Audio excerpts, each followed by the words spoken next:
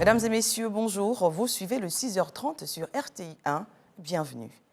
Démarrons ce journal au palais présidentiel où le chef de l'État, Alassane Ouattara, s'est entretenu ce vendredi avec la ministre de l'Europe et des Affaires étrangères de France, Catherine Colonna.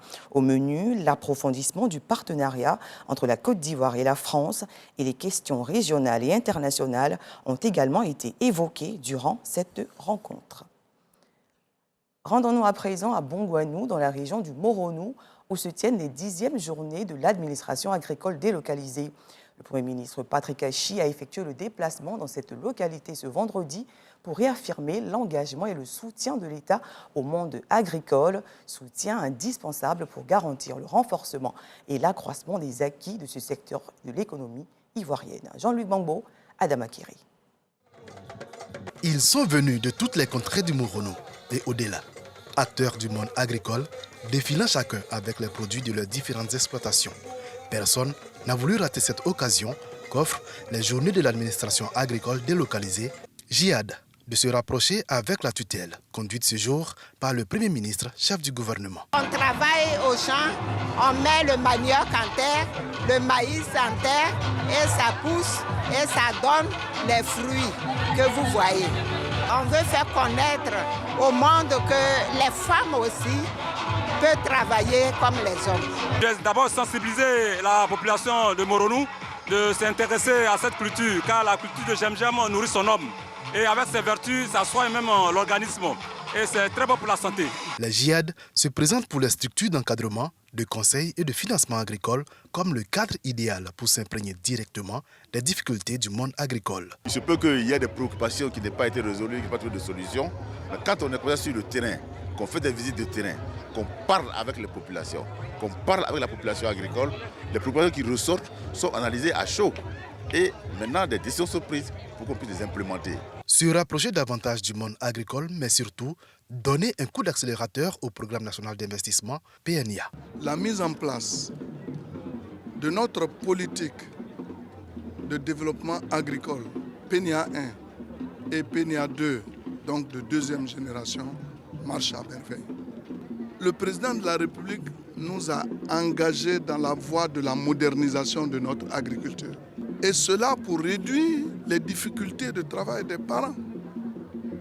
Pour nous, la meilleure façon de réduire la pénibilité du travail, c'est de donner des moyens vraiment importants, des moyens modernes. Promotion de l'extension des zones de production, réforme du foncier rural ou encore bilan des différentes réformes entreprises depuis 2012. Telles sont également les missions assignées au JIAD. Il s'agit pour le gouvernement de se donner les meilleurs outils pour réaliser la révolution du secteur agricole ivoirien. Une révolution avec comme principal pilier la transformation. Dans cette transformation, l'État reste jouer un rôle primordial. Car pour réaliser cette révolution, il faut pouvoir accompagner nos filières et faire émerger nos champions nationaux dans l'agriculture et l'agrobusiness. Et cet accompagnement ira depuis les centres de recherche agricole jusqu'à la commercialisation sur le marché intérieur et extérieur. Je voudrais bien sûr inviter tous ensemble ces acteurs du secteur agricole, mais tous les acteurs et tous les cadres à s'engager avec le président de la République collectivement dans cette aventure patriotique, celle de la transformation du modèle de performance de l'agriculture et de l'agro-industrie en Côte d'Ivoire. Pour une agriculture mieux structurée et plus résiliente, c'est le thème de cette édition des JIAD, marqué notamment par un important don fait par le Premier ministre au nom du gouvernement au monde agricole. Du matériel roulant, des intrants et du matériel de production d'une valeur de plus d'1 milliard de francs CFA. Plusieurs acteurs du secteur ont également été élevés dans l'ordre du mérite agricole. Revenons à Abidjan et direction l'Assemblée nationale où 3 projets de loi ont été adoptés en commission jeudi dernier. Il s'agit du projet de loi portant classification et immatriculation des routes. Les députés ont aussi examiné le projet de loi de ratification de l'ordonnance relative à la prévention et à la lutte contre la corruption et enfin le projet de loi sur le statut des réfugiés. Ouvrons la page éducation de ce journal et rendons-nous à Paris où le comité directeur de l'ODD 4 se rencontre après le sommet sur la transformation de l'éducation en septembre dernier à New York. Ce comité directeur réfléchit sur la nouvelle feuille de route pour l'éducation en cette période post-Covid-19. Objectif, s'accorder sur les nouveaux indicateurs à mettre en œuvre pour valoriser ce secteur dans le monde. Notons que la ministre de l'Éducation et de l'Alphabétisation de Côte d'Ivoire, Mariatou Koné, représente le continent africain à ses assises. Restons dans le domaine de l'éducation et intéressons-nous à ce phénomène qui sévit dans le mois de décembre, les congés anticipés. L'année dernière, cette période avait été fortement perturbée par des élèves mal intentionnés. Le gouvernement avait pris des mesures disciplinaires très strictes contre ces fauteurs de troubles. Qu'en est-il cette année, à quelques jours du 23 décembre, date officielle des congés de Noël? Le phénomène est-il maîtrisé? Comment se fait la sensibilisation? Réponse dans ce dossier que vous propose la rédaction.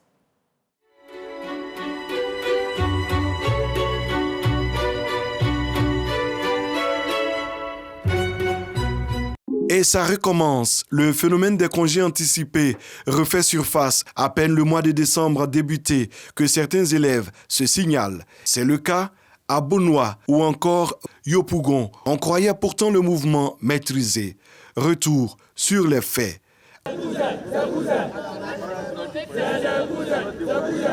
En 2021, dans la même période, environ 70 collégiens et lycéens sont interpellés. Ils seront internés au centre de service civique de Bembresso pendant 2 semaines. 2 semaines de redressement à l'issue desquelles les meneurs du mouvement font amende honorable. Madame le ministre, nous sommes désolés de ce que nous avons fait.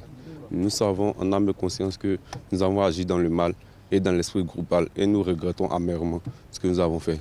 Et pour cela, nous demandons pardon aux yeux de la population ivoirienne. Visiblement, la leçon de Bembresso n'a pas été bien assimilée. Dans la commune d'Abobo, l'Organisation pour le social, l'éducation et le développement mène des actions de lutte contre les congés anticipés. Ce matin, le président et son équipe organisent une caravane de sensibilisation dans les écoles. Le commissaire adjoint du 21e arrondissement et quelques éléments font partie de la délégation. Ce que nous demandons au ministère de l'Éducation nationale, c'est de prendre des mesures très fermes afin d'éradiquer ce fléau dans nos différents établissements. Le commissaire adjoint du 21e arrondissement a notamment insisté sur les dangers des manifestations violentes, les risques et sanctions auxquels s'exposent les contrevenants et leurs complices. Dans les communes de Port-Boué et de Koumassi, le Conseil ivoirien de la jeunesse aborde le même sujet à travers des conférences. 2 thèmes sont abordés, la tricherie et la drogue en milieu scolaire et les jets de pétards et congés anticipés. Désormais, si on les voit dans ce genre de situation, ils seront interpellés. Donc c'est pour cela que nous faisons d'abord la sensibilisation. S'ils ont compris, tant mieux. S'ils n'ont pas compris, je crois que la loi fera son reste. Les patrouilles sont multipliées, nous anticipons sur les choses. Et donc à l'intérieur des quartiers, les cyber, les vidéoclubs, nous les sillonnons. Des élèves qui sont en tenue, qui fréquentent cela à des heures de cours, nous les prenons. Et donc c'est le lieu de leur dire de se conformer à ce qui a été dit et qu'ils soient sages. Pendant les congés, ils auront le temps de bien s'amuser. Cet établissement est souvent victime du phénomène des congés anticipés, nous dit-on. Chaque année, nous sommes victimes de ce phénomène. Nous avons poser des caméras dans l'école pour pouvoir reconnaître ceux qui nous attaquent chaque année. Et on a eu affaire souvent à la justice avec certains élèves. Depuis quelques années, avec tout ce dispositif que nous avons mis en place, avec les conseils que nous avons donnés à nos élèves, ce phénomène a un peu diminué. Dans cette campagne de sensibilisation, les membres du gouvernement se montrent tout aussi déterminés. La traditionnelle cérémonie éclatée d'honneur à l'emblème organisée tous les premiers lundis du mois dans les lycées et collèges a été essentiellement consacrée aux congés anticipés. Au lycée moderne de Koumassi, le ministre de la promotion de la jeunesse, de l'insertion professionnelle et du service civique appelle au respect des dates indiquées. Il n'appartient pas aux élèves de décider quand est-ce qu'ils vont à l'école ou quand ils doivent aller en vacances. On a vu des élèves agresser des professeurs. On a vu des élèves agresser des élèves. On a vu des élèves lancer des cailloux contre les forces de sécurité. les jeunes qui sont donnés donc à la violence, les 2 semaines de Noël, ils ont passé ça dans le centre de Bembresso avec les militaires et les gendarmes. C'est ce que vous voulez? On ne veut pas vous prendre et vous mettre dans le centre de service civique pour ne pas que vous ayez à faire des congés anticipés. C'est pour ça qu'on fait de la sensibilisation.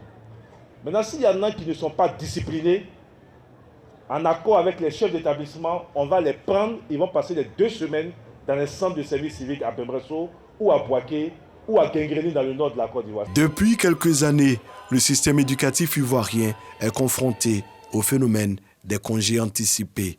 En 2021, le ministère de l'Éducation nationale et de l'alphabétisation a lancé l'opération Zéro congé anticipé. Cette année, selon le calendrier établi par la tutelle, les congés de Noël sont fixés au vendredi 23 décembre. Les cours reprendront le 9 janvier 2023.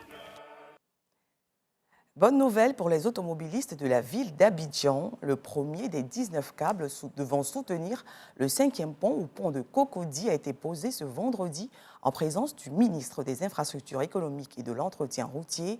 Amédée Kouakou dit être satisfait de l'état d'avancement des travaux. On en sait un peu plus avec notre reporter Dangui Dangui. 5e pont au pont de Cocody. Le taux d'exécution des travaux est de l'ordre de 91%. A révélé le ministre de l'Équipement et de l'Entretien routier à l'issue d'une visite sur ce chantier. Visite au cours de laquelle Amédée Kouakou a assisté à ce qu'il a appelé un moment important du chantier, à savoir la pose du premier câble sur les 19 qui devraient soutenir ce pont. Prévu pour finir fin décembre 2022, les travaux ont pris du retard. Les raisons. Actuellement, nous sommes à un taux d'avancement d'environ 91%. Il ne reste que 9%. Je pense que toutes les phases importantes du projet sont terminées. Nous envisageons avec l'entreprise finir vraiment toutes les phases techniques d'ici la fin du mois de février. Et puis en mars, éventuellement mettre l'ouvrage sous circulation.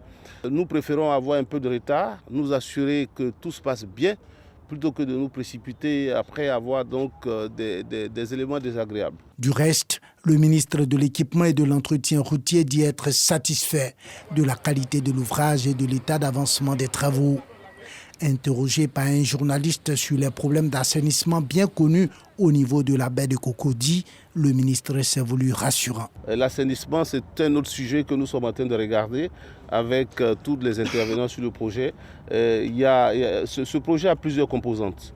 Il y a le pont, il y a les échangeurs de l'Indénié, donc les voies sont terminées, et il y a le gros problème donc de l'assainissement qui n'est pas un problème qui est créé ici à la baie de Cocody, mais qui s'est créé en amont. Mais on va voir comment intercepter toutes ces eaux pour aller les traiter, les rejeter en mer. Mais ce sont les sujets qui sont en train d'être traités. Le pont de Cocody est un pont routier devant relier les communes de Cocody et du Plateau. C'est le 5e pont de la ville. Sa construction est financée à hauteur de 17,5 milliards de francs CFA par un prêt de la Banque islamique de développement. Une note de culture dans cette édition est de 2 pour le Gbeke Reggae Festival. Le top départ de cette grande messe du reggae a été donné au cours d'une conférence de presse dans la ville de Boaké, ville qui abritera d'ailleurs ses festivités pendant 4 jours. Et pour cette 2e édition, Abou Sanogo, commissaire général du festival, entend joindre l'utile à l'agréable. Il a offert des dons en vivres et non-vivres aux pensionnaires de 2 orphelinats de la ville. Soro Corona. Boaké sera la capitale de la musique reggae durant 5 jours. La 2e édition du Gbeke Reggae Festival a été officiellement lancée au cours d'une conférence. Conférence axée sur le thème du festival, luttons tous contre le travail et l'exploitation des enfants. L'exploitation des enfants, et ça nous touche directement, donc on est vraiment très content d'être associé à ce festival-là par rapport à cette sensibilisation. Le commissariat général dirigé par le journaliste de la RTI, Abou Sanogo, joint l'utile à l'agréable. Les membres du commissariat général du Gbeke Reggae Festival ont visité 2 orphelinats de la commune de Boaké. Des dons composés de vivres et non-vivres pour soulager les pensionnaires de la maison des bébés et Notre-Dame de la Sousse. structure spécialisée dans la prise en charge des enfants vulnérables et abandonnés. On se dit qu'il ne fallait pas venir danser et puis repartir à Abidjan, retourner un peu dans nos différentes bases, mais il fallait d'abord poser des actions sociales vis-à-vis des couches défavorisées. Le geste que nous faisons, il est minime en fonction, donc au regard de leurs besoins, mais il fallait quand même que nous faisions parler notre cœur. Tout en saluant ce geste de portée sociale du commissariat général du Gbeke Reggae Festival, les responsables des pouponnières visités appellent d'autres structures et personnes de bonne volonté à suivre l'exemple d'Abou Sanogo et ses amis. Tout ce qu'on peut dire, c'est de demander au bon Dieu de les bénir, de les combler de grâce et de permettre à ce que le festival puisse avoir un grand succès. L'appel est qu'ils se rappellent que nous sommes là et que ces enfants-là appartiennent à tout le monde. C'est notre affaire que nous nous unissons pour pouvoir les soutenir et les voir grandir pour un meilleur devenir. La deuxième édition du Gbeke Reggae Festival prendra fin le samedi 10 décembre prochain par des concerts. Concerts qui verront la participation de plusieurs artistes reggae locaux, nationaux et internationaux. À l'international, l'actualité sportive est marquée par la Coupe du Monde. Après avoir réussi l'exploit de passer le cap des huitièmes de finale, le Maroc rêve grand et veut devenir la toute première nation africaine à atteindre le cap des demi-finales. Les Lions de l'Atlas vont devoir battre le Portugal de Cristiano Ronaldo cet après-midi. Rappelons que le Maroc arrive pour la première fois de son histoire en quart de finale d'un mondial. Et pour terminer, la Belgique appelle le Rwanda à cesser toute assistance au mouvement rebelle du M23, auquel une enquête préliminaire de l'ONU impute un massacre d'au moins 131 civils fin novembre en République démocratique du Congo. Cette information émane d'un communiqué de la diplomatie belge. Il s'agit d'ailleurs d'une très rare mention de la part d'une puissance européenne du soutien supposé de Kigali au mouvement rebelle. C'est la fin de ce journal. Merci de l'avoir suivi. Les programmes se poursuivent sur RTI 1.